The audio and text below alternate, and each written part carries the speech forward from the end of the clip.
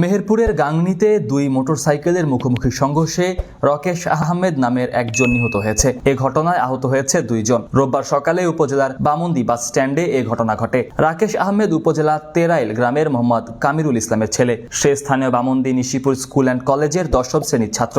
আহতরা হলেন মেহেরপুর আব্দুল বাকির ছেলে অভিক আহমেদ ও শয়ন আলী। স্থানীয়রা জানান, রাকেশ আহমেদ তেরাইল থেকে মোটরসাইকেল নিয়ে দ্রুত গতিতে বামন্দি বাস স্ট্যান্ড পৌঁছালে বিপরীত দিক থেকে আসা আরেকটি দ্রুত গতির মোটরসাইকেলের সাথে মুখোমুখি সংঘর্ষ হয়। ঘটনাস্থলে রাকেশ গুরুতর আহত হলে তাকে স্থানীয় একটি ক্লিনিকে নিয়ে গেলে কর্তব্যরত চিকিৎসক মৃত ঘোষণা করেন।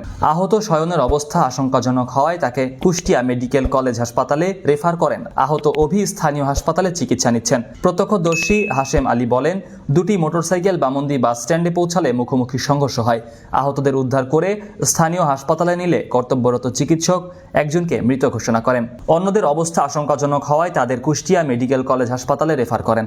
তিনি আরো বলেন, বামন্দি বাস স্ট্যান্ডে অটো ভ্যানগুলো যত্রতত্র অবস্থায় রাখার কারণে দুর্ঘটনার ঝুঁকি বাড়ছে। তবে প্রশাসনিকভাবে এর কোনো ব্যবস্থা না নেওয়া হলে দুর্ঘটনার সংখ্যা আরো বাড়বে। বামন্দি ইউনিয়ন পরিষদের প্যানেল চেয়ারম্যান শাহ আলম জানান, বামন্দি বাস স্ট্যান্ড সড়ক দুর্ঘটনায় একজন নিহত হয়েছেন, কয়েকজন আহত হয়েছেন। বামন্দি সেন্ট্রাল হাসপাতালের চিকিৎসক ডাক্তার মাহফুজুর রহমান বলেন, সড়ক দুর্ঘটনায় আহত হওয়া রাকেশ আহমেদ নামে একজন মারা গেছে। হাসপাতালে আসার আগেই তার মৃত্যু হয়েছে।